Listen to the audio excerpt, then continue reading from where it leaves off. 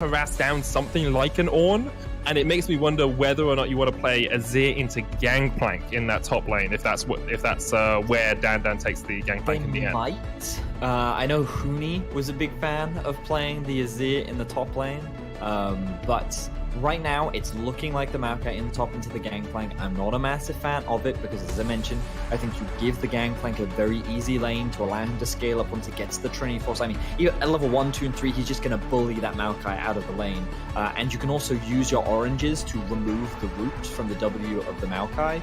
And I think that kind of when we look holistically from Misfits comp, very strong team fighting. They have very strong lanes and great gank setup, especially in mid and bot lane. I would imagine that by going for the Galio, the bot lane is where we're going to see the primary of their ganks for Misfits, and we'll have to see how much freedom Febiven is going to get in this 1v1, because against an Azir, you're going to struggle against the high pressure that this champion will provide with the soldiers constantly coming out, applying that poke, and overall just being obnoxious. But I do like the Misfits comp a lot. I think it has a lot of options. I think it has great scaling, and I think that pairing up an Azir with the Lee Sin, while it does give you pressure because you're playing into an Ornn, I don't think it's going to give Schalke what they want in terms of early game power. And I think that because the jungler is going to fall off, their late game is going to struggle against the comp from Misfits. So we'll see how they handle that pressure. Because I think that unless they find a good early game lead, this is going to be a difficult fight for them from the mid game onwards.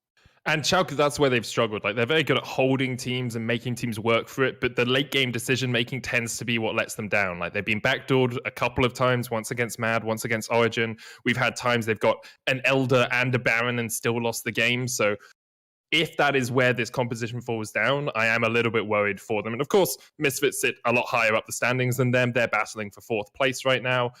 Schalke should be a win. Misfits should be able to beat Schalke. The question is whether Schalke can pull something out of the hat, something like this Maokai that could work into the Misfits composition. Yeah, so I just got note that there is a brief pause. Some of the players are sorting out their settings, of course, playing in a very different environment. Making sure that everyone is comfortable and in a position to be set up for success is very important. So in the meantime, I've got something I want to talk about in the meantime. Oh, tell me, Manic. So on Twitter this week, Andy, yeah, you have regaled us with facts about certain animals, about owls. And you told me before we started the broadcast, hey, Medic, I've got some owl facts ready. Can we get Owlius to regale us with some more facts? Okay, so I was doing some more research on this, right? Because obviously I've only got so many owl facts, okay? Yeah. But is there a limited supply in the world? No, there are so many owl facts, my friend. And I'm about to give you a real fun Blow one, my mind. Okay? Blow my mind. The world's largest owl is called the eagle owl. Its nickname is the Bubo Bubo, okay? Who?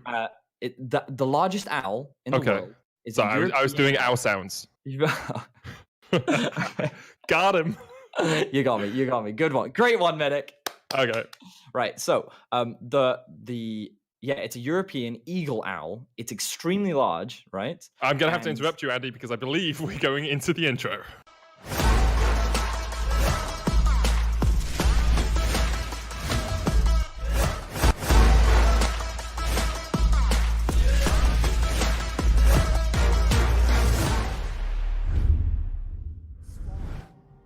And I'm sorry, guys, that is all we're going to hear from Owlius today. There won't be a moment's break.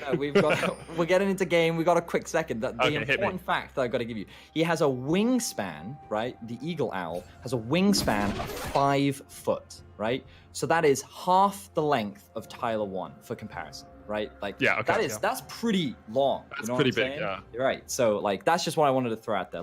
Insanely large wingspan. So yeah, very, very large owl. Anyway, let's talk about the game, Medic. I already talked about at length how I think Schalke's comp, their mid-jungle synergy in particular, is something that I'm a little concerned about. Mainly because when you have a champion like Lee Sin, he wants to look for skirmishes, he wants to invade early, he wants to try and fight. When you pair him up with a champion like Azir, this is a champion that wants to scale, wants to primarily stay in lane, wants to farm, wants to make sure that those core itemizations are completed. So you kind of have two different champions that want to do different things, but the dynamic changes slightly when you're playing against someone like an Ornn, because the Azir can get that early priority. As you can see in this mid lane matchup, he's very quickly pushing through these waves, and Ornn can't really approach the wave. This does mean that Abadage will be able to get priority and offer protection and safety for the Lee Sin, should the Lee want to invade, but the Azir's probably still not going to want to skirmish. This means that the Lee probably has to make a lot of these plays isolated and just has to keep an eye on the minimap and see who could look to collapse and where will he be able to get support from. We'll see if Lorax is able to play around with his laners like that, because he hasn't actually played the Lee Sin so far this split, and he's also, in my opinion, struggled a little bit. Devo's actually ignited here in the bottom lane. Denick rooted up as well. No summoners burnt from the Misfits bot lane, but they are being forced out as Inax and Dreams hit level 2 first. And it actually, even with the Dawn Shield, Bevo is going to be half health, or at least chunked out for a while here. Yeah, really good trade from the Schalke bot lane. I think that what we're seeing here is, you already talked about it, the very early level 2 coming out from Schalke gave them a great opportunity to be able to force this early fight. They are able, well, they don't actually burn any summoner spells on the side of Misfits, but they're going to put them in a huge health disadvantage. Which again, now we get to see Lorax set up for that invade. So notice on the minimap, Azir has the push in lane, the bot lane also has the push, and this then gives the freedom for Lorax to look for these 1v1s, try and go for these trades against Razor, and he's going to be forced to lose some of his jungle camp. So I like what Lorax is doing. Yes, he's independent, he's not necessarily working with his team. It's like a 2 versus 1 situation, but he's using his pressure well, and he's trying to put that Gragas behind using this early pressure. Yeah, cleared his entire topside jungle as well, so Razork can't even look to go in there and steal away the Krugs to answer. Razork is just going to have to settle for a Scuttle Crab. Now, Lorax is still around that bottom lane. Pings come out onto him. He has been spotted out, so he'll just do the Krugs. And B-Boy and Denick might be looking just to force him out, trying to save some of those Krugs for their jungler, which is what they'll do. But actually, as I said, Razork's not going to find anything in the topside jungle. Those Krugs are going to respawn pretty soon, and he can go and collect them as Dan has pushed in the way. You can see that a dive was being threatened in the top lane, but a little dangerous to dive a Maokai, or there's Maokai, so it's like a Maokai in the top lane, largely because he does have the W to be able to become invulnerable and avoid any damage output, but on top of that, his passive gives him a surprising amount of healing. So when you're trying to set up this dive, he can end up having a lot more health than you anticipate. When you pair that up with the Aftershock, Maokai is pretty challenging to dive, especially when you have a GP in the early levels. You don't want to risk it. So Dan going to create a cheetah recall situation. He's going to go back to base. He's going to very quickly buy a Cull and the Mana Crystal, and he's going to be pretty happy. So Misfits in the top lane feeling pretty comfortable. Mid lane at a slight deficit, but it's very much what you expect. The Ornn is just going to do what he can to farm. Meanwhile, on the bot lane, due to that early trade, we can see that Inax and Dreams mainly have control over this 2 game. In terms of farm, it's pretty much even. Lorax is on his way down here as Denick and B-Boy have pushed up the wave. Dreams might look for the hook. Gets the auto onto Denick, but he's going to Justice Punch his way away. I do want to talk about a little bit of tech you can do with Galio support, or with Galio in general. Nimbus Cloak. Nimbus Cloak is actually really cool to run on him, because of course you can't use your W and flash anymore. If you flash, you get that little bit of extra movement speed from Nimbus Cloak now, and it makes it a lot easier to land that taunt. Yeah, I can see that. We see a bit of a gank happening in the mid lane right now. Febiven's very low on health, has the flash. Sonic Wave connects and Febu was trying to flash away from it. Here comes Razork trying to keep his mid laner safe. Lorax flashes forward, Febu with the knock up, but he should fall. First blood is going to go over to Abadage. He secures it. Razork's going to try and chase Abadage back, but Lorax can jump back in. Razork very healthy still. Good play there from Schalke. Good gank from Lorax. Honestly, a bit of a misplay between from the side of Misfits there, largely because Febiven needed to shove this wave underneath the tower. So you can see right now he has no mana, or not very much mana, and he just wants to get it under the tower so that Abadage doesn't freeze it. But in this situation, you need your jungler there to help cover for you, because the risk of a gank is real. He thinks he's safe because he sees Razork in the enemy blue side jungle, but he doesn't realize that Lorax is coming in through the river. So he ends up getting punished, he ends up losing his life, and Schalke end up finding themselves first blood. Yeah, good kill from them. We wondered about which mid-jungle 2v2 would come out on top so far. It's Abadage and Lorax. Of course, we're still very early in the game, only 6 minutes in, but Schalke with a slight lead, about 900 gold ahead. as Razork is looking towards that top lane. As you said, hard to dive a Maokai. His passive comes off cooldown even quicker when you're attacking him. But he has used that Nature's Grasp. Takes a little bit of damage from Razork. Lorwak's on his way up as well. Going to meet the enemy jungler. Hits the Sonic Wave. Doesn't really want to go forward with that cube because, of course, the body slam can knock him out of it. Odo is just also on his way from the mid lane. Lorwak showing that respect, but he has decided to start off the red buff. Misfits don't want to give this one away for free. Abadage started moving in, but here he comes. Yeah, he was just trying to clear the wave that was underneath his tower. Should be a pretty easy secure now for Lorwak. So you can see Misfits are trying to do something, you know, they're trying to get Razork back in the game in good stead, but he is a level behind, and Lorwak is going to be able to get his full jungle and get towards that level 6. Even Danik coming up towards mid here, as they realize they need to make sure that Abadage doesn't get too far ahead, because as you said, that Azir damage later on in the game can be monumental here for Schalke. Well, we also talked about how the early game is going to be really important for Schalke, largely because when we think about scaling, I think it's quite interesting, but you have Gangplank, you have the Ornn, you have Gragas, you have Varus. This is a very strong late game comp, and even though you have an Azir and the Aphelios, you have to think about how these late game fights play out. And the problem with Aphelios is he doesn't get to play the game when you're fighting against the Gangplank ultimate. It is so obnoxious. The amount of zone control that ulti creates means that the Aphelios is just going to get zoned away, and it's going to be very difficult, which means Misfits can just play front to back. And they can even threaten the backline because of how long range the Ornn ultimate is.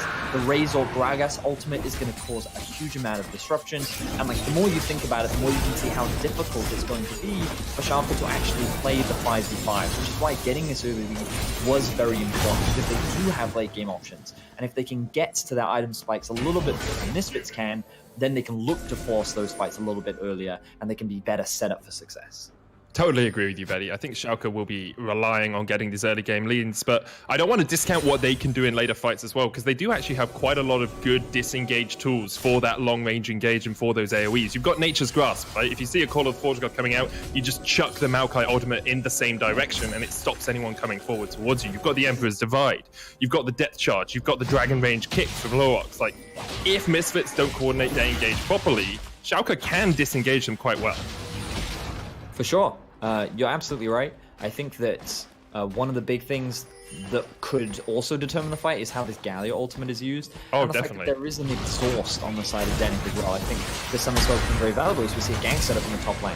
There's the Nature's Grasp, flash away, but that cats are going to chase Dan down. The root comes out, the Sonic Wave going to connect as well as the Cannon Barrage comes in, but Lorwak will be able to walk away from that. Good play from Schalke.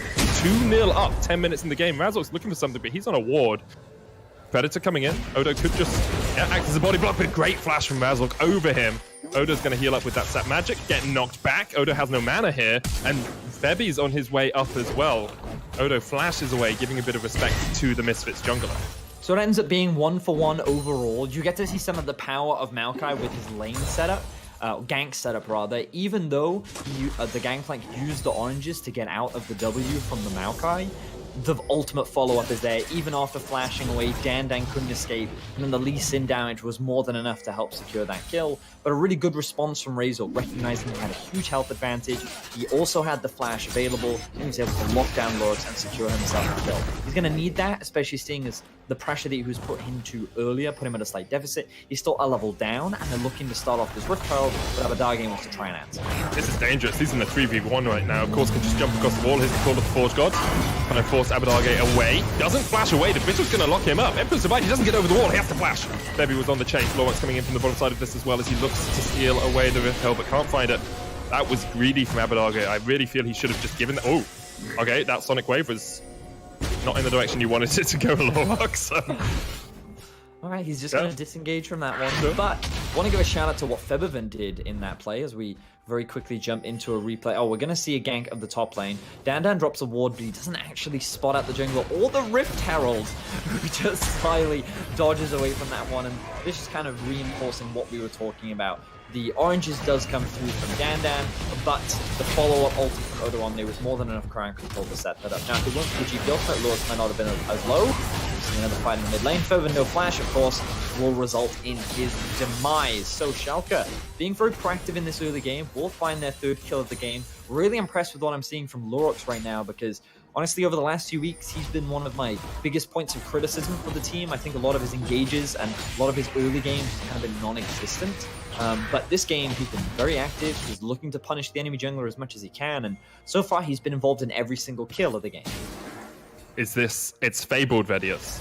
Is this alcove gameplay from B-Boy and Denick? You see it once in a millennia. Oh, they've seen the Lord. They know. Alcove gameplay. Oh, the Chain of Corruption didn't hit. Chain of Corruption didn't hit. Oh, B-Boy, you have let all of the alcove gamers in the world down.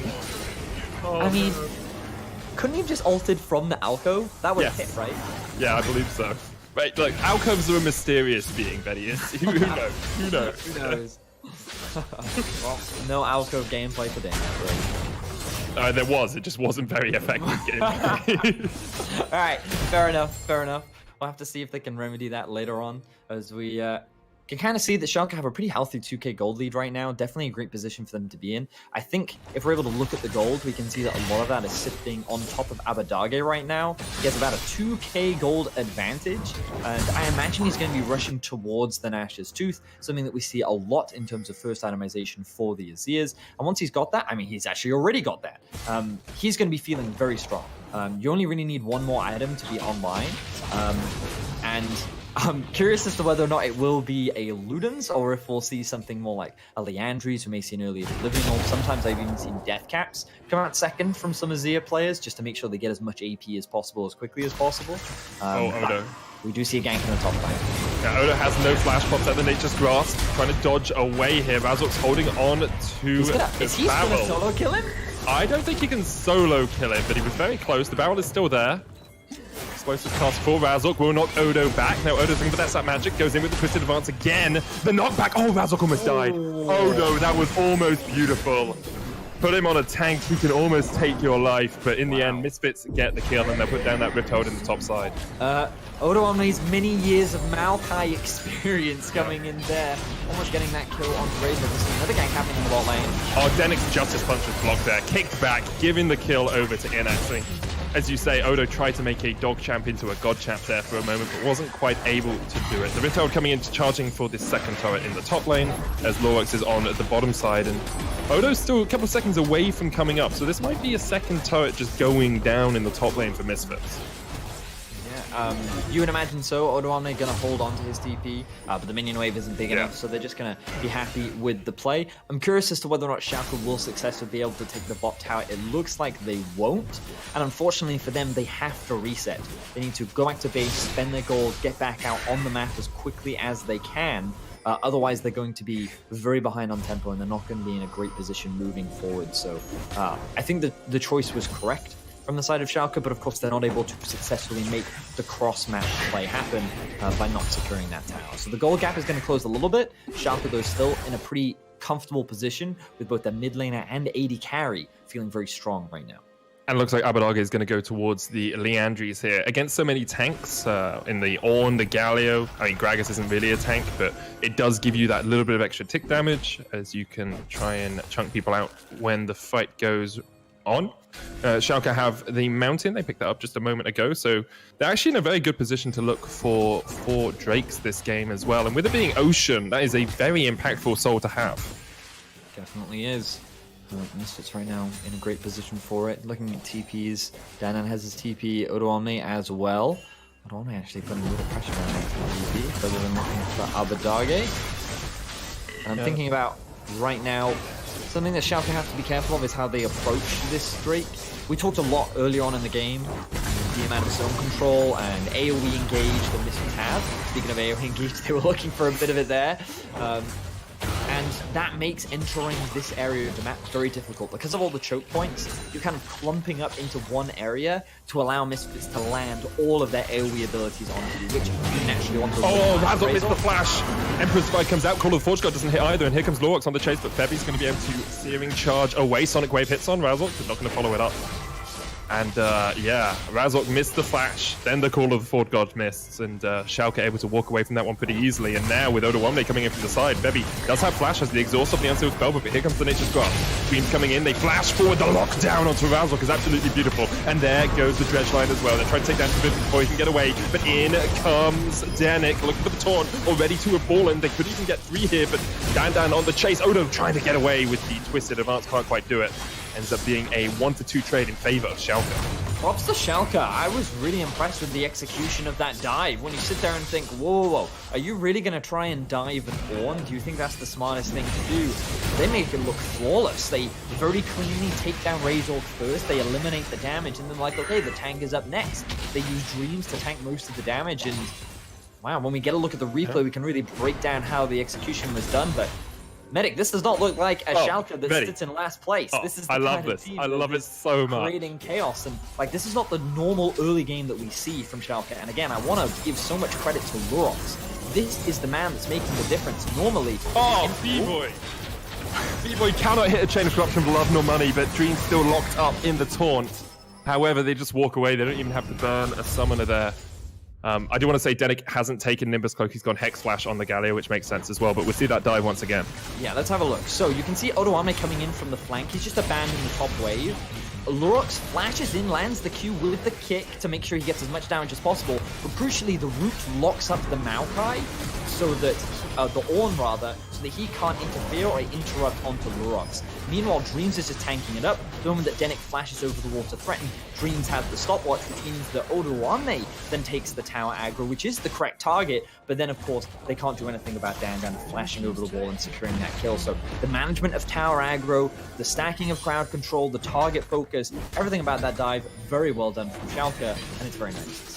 And we're now getting up towards the next fight of the game as well, because the Ocean Dragon is up in just 20 seconds, and we wondered how Schalke would approach it. Well, they're coming in all guns blazing. Call of the Forge God's not going to hit, but Lurox has a great flank position here and has the Dragon's Rage. Looking for Danik, puts down the taunt. Lurox can't really jump into that, but Schalke able to force Misfits back. And you wonder who else is looking at this game and rubbing their hands greedily right now, because Mad Lions just took a win. Rogue and XL yet to play today. Of course, XL probably not likely to catch up with Misfits, but Rogue will be looking at that 4th place spot. Makes it so much easier to get through playoffs. It gives you double elimination. 5th and 6th only have 1 chance. If they lose, they're out of playoffs. Anything above 4th has 2 chances, 2 bites at that apple. And if Schalke can play spoiler and take a win off a team like Misfits, oh, Rogue and Mad will be so happy. It certainly will be. We can see that Misfits was able to trade the Rift Herald for the Ocean Drake, but Schalke now setting themselves up for that Fort Drake win condition. And when you have a Maokai with Ocean Soul, he's not going to die. He just won't. Medic, that tree will not be cut down. He will not be broken. And I think it's going to make team fighting, like it's going to change the landscape of team fighting quite a lot. The tree will change the landscape, will it? Yeah, you heard. It was a subtle joke. It was not subtle. It was not quite proud subtle. of. Yeah. You can be proud, but it wasn't subtle. I will leave it there.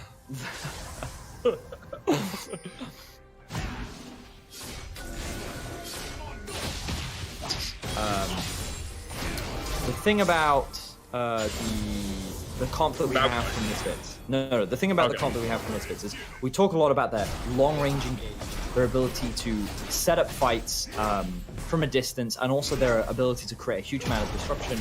All of this is still very valid.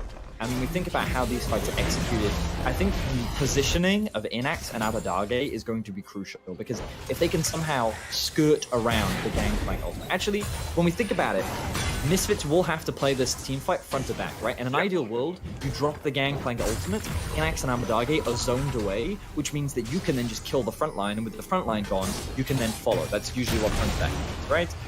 The problem is, Odoamne might be so tanky that they can't kill him fast enough, which means that Abadage and Inax can then rejoin the fight.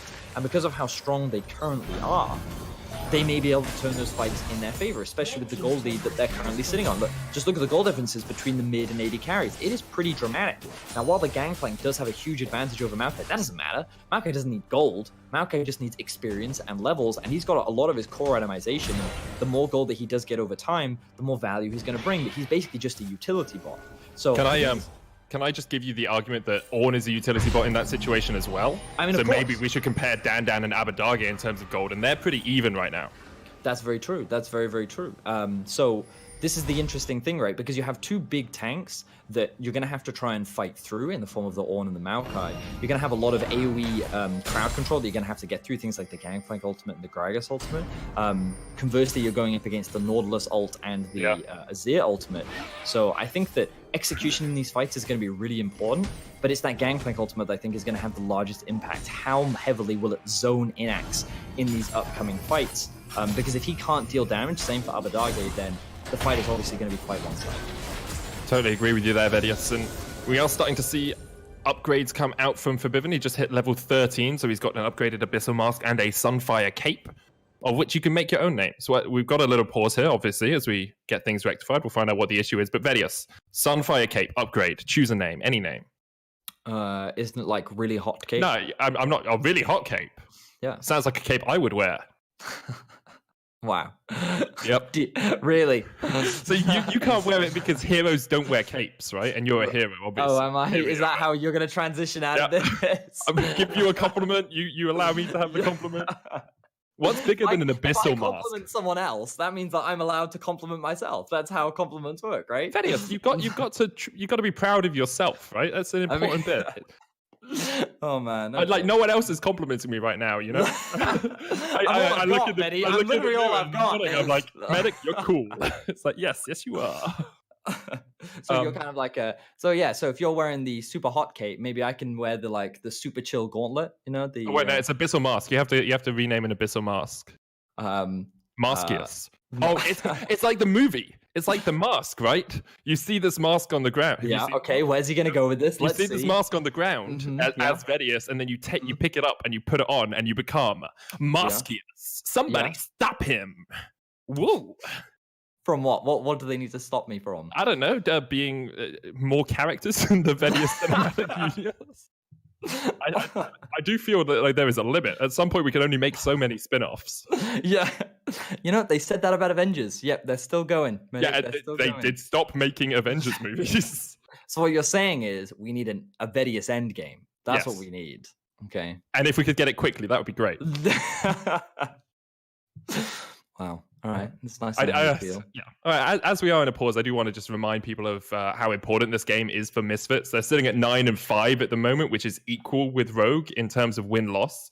But they actually had lost both their games to Rogue this split. So if they are equal win-loss with Rogue at the end of the split, they would be in second place in that two-way tie, and Rogue would be ahead of them because of the head-to-head record. So making sure you are one win ahead of Rogue is vital for Misfits. And taking a win off a team like Schalke, when your upcoming games are Mad, Vitality, and G2, you know, Schalke and Vitality are the, in inverted commas, easier games there, whereas G2 and Mad are much more likely to put up a challenge. Oh, for sure.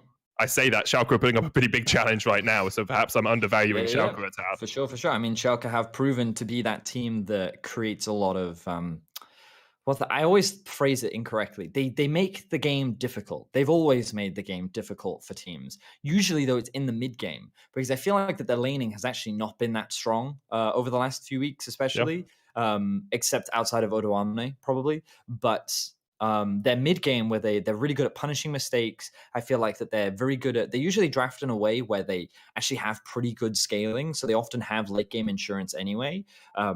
But this game, they've been very active in the early game. And, you know, again, I want to really draw attention to Lurox because I think that he's having a very impressive game. I think he's been involved in most, if not all, of the kills so far for Schalke.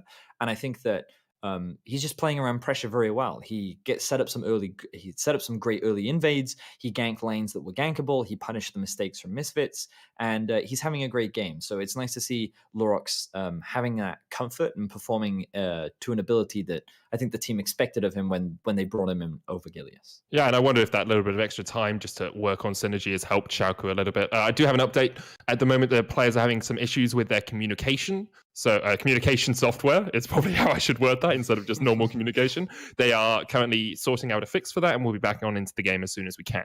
Yeah, thank you for bearing with us, everyone. As you can understand, our circumstances are a little unique, and we're just kind of rolling with the punches. But everything is Okay, going. okay. I appreciate you giving the fans a message here, but I have a bugbear about a little unique, right? And because we have the time now, we're going to go into this. Oh, no. What is the definition of unique? What do you mean? It means this is a one of a situation kind. which is this is a one of a kind. Yeah, it's a one of a can kind something situation. be a little unique? Can it be a little bit one of a kind? No. Yeah, but it is a binary issue, Vedius. This is black or white. Okay, but Medic, It's either usually unique or not unique. Yeah. Okay, Medic, listen. Usually in the English language, right? We often don't talk about the literary. Like, there's more like, what's the word? It's like the spirit of the. You're talking about colloquialisms, right? Yes, right. And so when you say, however, unique is not a word that is colloquial. Listen, Medic, relax, my friend, relax. We're in a comfortable environment right now. We can be very happy. We can be calm, right? I'm very happy. When you think about a little unique, what we're talking about is it's in the context of like you're trying to reduce the amount of what's the word, like pressure, severity of the situation by going, oh, it's a little unique, like no, but you can use other words. You don't have to use unique, is my point. It's like me calling a big church a cathedral. A cathedral is a specific type of church. You can say, oh, that is a little cathedral if it is a little cathedral, but I can't call a big church a little cathedral. They are different things. but I would understand what you meant if you had said a little cathedral, which is the point. Understanding and being correct are two different things, man. But that's the point. That's the great thing about language, Medic. Like, I know what you mean, right? That's the thing. You know what the best thing about languages, Vedios? Tell me, Medic. When you use it correctly. Well, yeah, I think your standards for correct are just a little too high. Maybe you need to bring it down. I found out I was using a word totally incorrectly for like I used it 4 or 5 different times. Was it doctor? It was litany. Litany. For some reason, I thought a litany was a lot of, when actually it's a specific like recital in a church. So. I don't know why I used that incorrectly. Anyway, back to... the funny thing is... No, we're not... Okay. Alphax. Do you have more Alphax? That's my point. We have a choice between Alphax or literacy. We are great halftime entertainment, Medic. You can really see that people are just like, give me more Alphax or talk to me about English language. Have you played any Ori and the Will of the Wisps while you've been... I played the first one, but I know... second one is amazing. There is an owl in it called Ku. No spoilers, bro. No spoilers. Yeah, no, it's not a spoiler. You meet it at the start. Okay, I have cried once. Oh, thank God we're back into the game. Right, guys, we won't try to entertain you anymore. Anyway, just focus on the game. Okay, so catch the situation for it. Schalke in the lead at the moment, about 2,000 gold ahead. They also have 3 dragons to their name, with the last ocean spawning in about 2 minutes. Abadage is big. Lorix has had a great game so far, and the Rift Herald has just been used by Misfits mid lane. Now, Odawambe is pushing in the bot lane, but he does have teleport. The Rift Herald's going to come in. They're looking for Lorix, but a good flash away from him will get him to safety. The Rift Herald charges, but doesn't get the turret, and that is the recap. It was a little bit of a unique situation. Good use of the language there. I like it. People understood. Now, you can see that Misfits trying to use their pressure to get some control over the river, but they're not managing their side lanes right now. You can see that top and bot, both those waves are just hitting the tower. This is gold just being thrown away, and Schalke, they can keep pressure up in the mid lane, which again allows them to actually maintain their control over the river. So this is just a win-win situation for Schalke. They keep their pressure, they lose 0 farm. Now the waves are actually pushing back towards them in both top and bot, which means that after their reset, they can catch those waves, push them out again, and be in a position to answer the Drake that is about to spawn. And because the top wave because it's so long and we're at 22 minutes in, we're almost at the point where a cannon minion spawns every single wave. That happens at about 25 minutes. When it does get to that point, the waves actually push very slowly, which means that Schalke don't actually have to deal with that top wave for ages. So they can actually just come straight back to mid. They can then make their way into the river, which they have full vision control of. You can see they've already reset, so if you look at their inventory, control wards across the board, the vision has been restocked by Dreams, and they're in a great position to be able to contest for this final ocean, which Misfits have to fight for. Schalke trying to get deep mid fire as Razork comes in with the Predator. Call of the Forge God used, hit Screams and Abadage, but good knock up in response. The Moonlight Vigil comes out. Razork already down to half HP. Lorix trying to jump in. Here comes Odo. Nature's Grasp hits 2. Denik already dead. Razork down. Very low, about 400 HP on that Gragas. And Schalke once again get a kill, get out, and can now look for that Ocean Soul. Yeah, so Misfits tried to force a bit of an awkward fight there because the mid lane tower was still up for Schalke, which means that they had a very safe space for them to retreat into, and that kind of forced Misfits to overcommit. Razor gets chunked out at the start of the fight, Denick doesn't even use his flash in the fight, and now Schalke, they're in a great position to secure the Ocean Soul. I think Odo's going to try and lock up Razzle if he can. Dan, chunked out by Abadage. Razzle goes in. The explosive cast being used already. The Dragon's secured. Schalke get it. They get the kill as well onto Razzle. And this is great for Schalke. They're going to turn. They can go straight towards the Baron. That Ocean Drake's going to regen them very quickly.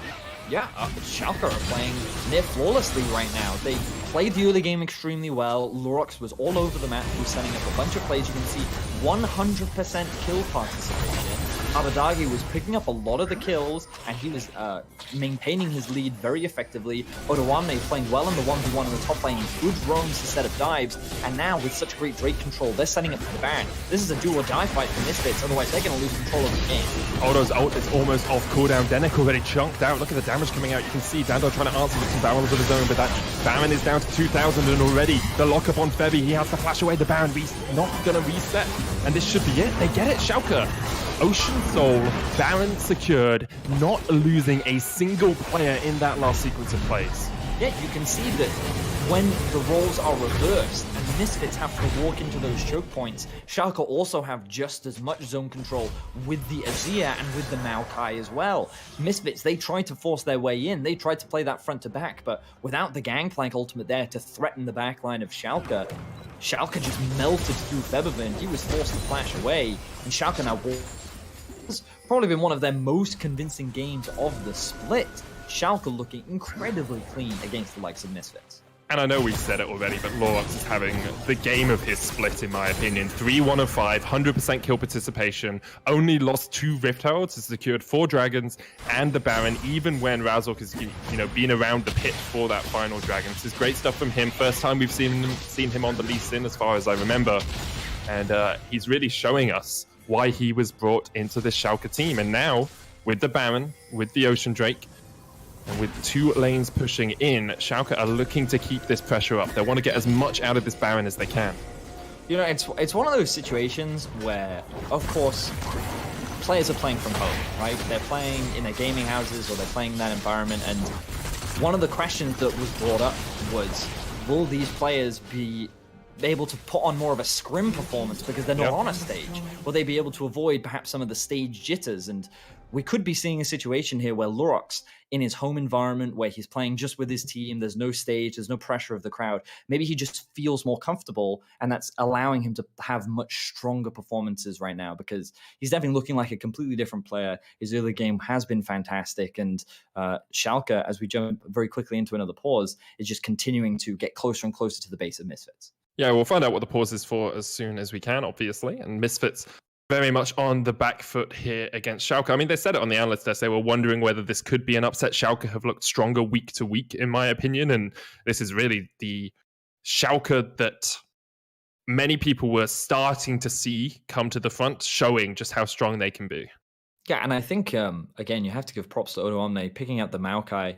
I was concerned for it. I said it in the draft, said it at the beginning of the game. I was worried about how that matchup was going to play out because I felt like you were just going to give a free lane to the Gangplank. The thing I didn't appreciate was how strong the gank setup is and how you can actually just invest resources into that lane. Make sure you get the kills onto the Lee Sin so they can have more power in the early game. But if that Gangplank is going to keep pushing and keep being aggressive, you have so much crowd control, stacking crowd control, that you can easily set up plays. And that's what they did. They punished the top side of the map. They were able to bring that pressure from top side down into the mid lane and set up really good dives. And I just feel like Schalke, they won in the 2v2 bot lane. They had a winning match at mid that Abadage played very well. And then the one potential dangerous area in the top lane, they were able to correct for. So it feels like all across the board, Schalke played very well. But now they have to end the game. Now they've got to break into the base. And Schalke's not a team that's usually in this position. They're usually the one at a deficit. They're usually trying to defend their base. So let's see how cleanly they can close things out. The Baron still has about a minute and a half left on it. And so far they've been able to take down 2 tier 2 towers. That gold lead is only growing piece by piece. 6,000 gold ahead now for Schalke. Odoamne's gone down to pick up the wave in that bottom lane. Treebeard leading the Hobbits to Isengard as he catches the minion wave and buffs them up with the Baron. And now, 3 waves pushing in. Not quite as coordinated as Schalke would have liked, but still, they've got cannons in each of these waves. As you say, they spawn every wave after the 25-minute mark. And this will be at least 3 turrets taken by Schalke off that Baron push. Yeah, so can they use the Baron to break into the baseline? This is the big question. There's not much time left on the I'm Baron. not sure. They're pushing all 3 lanes right now. They have a wave top and bot, but Odoame's making his way mid. I don't think they should try and force a dive. I think that if they want to take the safe play, they should wait for the next Baron to spawn, or maybe even the Elder, which spawns in about 2 minutes' time. Here we go. They're forcing. Nature's Grasp coming out, the sentry's put down, they're just looking for the turret. Dream's going forward, Moonlight Vigil's going to land as well, but here comes the call of the Forge God as Misfits try and answer the pressure coming out from Schalke. Odo attacking the turret, but Dream's being caught out, Dreams is dead. Forbidden able to get away, the Ignite is tempting on him, but that's not going to be enough, and the turret wasn't focused by Schalke. They were looking for the kills, and instead, perhaps they won't even break open the turret, the sentry falls, and that tower still stands. So there, Inax was too afraid to approach the tower. The Gangplank ultimate was right on top of the tower, and he was saying, no, I can't deal with this pressure, I have to back off, so they couldn't secure it. If Schalke had secured that tower, then they probably could have looked for a follow-up fight. They would have been in a better position. We get to see it in the replay now. Look at the positioning of the Gangplank ultimate. I love this ultimate usage from Odoame, mainly to zone Misfits away. They're saying back off, back away from the tower, but here, Schalke should be focusing the tower, but instead they're actually trying to go for the fight. Notice the positioning of the Inax, zoned completely away from the tower, not hitting it at all. Same for Abadage, and because they're not able to hit that structure, that means that Misfits can just focus the front line. And in an ideal world, those are the kind of fights the Misfits want. We talked about it so much in the early game, but it's very much about this idea of Abadage and the Inax not hitting anyone, while Misfits can just focus their attention on the front line. And if they're able to get more fights like that, then they can bring themselves back into the game. But Schalke, with the Ocean Soul, with the Elder Soul, or Dragon rather, spawning very soon, they're still very much in control of this game. We are starting to see the first ornaments come out from Misfits. Febby is only level 14, so he's only upgraded 1. It's the Blade of the Ruin King getting upgraded to whatever the upgrade for that item is called. The 2 Blades of the Ruin King. I don't think that's it, Medic. Blade of the Lich King? Blade of the Lich King is what we're going to go for. Okay, nice. Good answer. I meant, yeah, thanks. Mid lane tower still stands as Misfits look to knock it down. Of course, they used the Rift Herald here earlier, but now that turret will fall. 5,000 gold between the 2 teams. Schalke keeping up a bit of pressure around this Elder. It's up in 13 seconds, but they have some control wards in place. There's only 1 sweeper on Schalke, which makes it a little bit harder for them to clear out vision that Misfits might put down, but they have a lot of control wards in their inventories. Odo still sitting. Fall of the Forge God misses by a mile. Moonlight Vigil's not going to hit us, but Vivian uses the Searing Charge to try and get away. Dream smashing forward, trying to catch out Lords, and they've got one. Hero's entrance comes out from Denik, a little bit too late, a little bit too little here for Misfits. They're forced back, and Schalke still 5 men strong can turn over towards that Elder. Will Misfits look to fight it? You feel they've got to, but all those ultimates are on cooldown. They've also got a jungler, Medic. The smite is gone. Misfits are going to have some very lucky steal to be able to... Bebivan has smite. Bebivan has smite. He's got the Unstored Spellbook ready. Here we go. Is this the moment? Is this Febby? Is this Fnatic Febby? Is this 18-0 Febby? He's spotted out by a cat. He doesn't really care too much about that. Elder Dragon resets 6,000 HP on it. That ward in the back of the pit's going to do so much work now. They pull the Elder out of vision. Here goes Febby. There's still 4,000 HP on it. He's very tanky, but he's not tanky enough as Lords jumps forward. Febby trying to do what he can, but he's locked in the pit with all of Schalke, and he has to flash out. And that should be the Elder. It resets once again, but Febby's not going to be able to get in that pit. The Elder Dragon taken here by Schalke. Great stuff by them. And Abadage just jumps.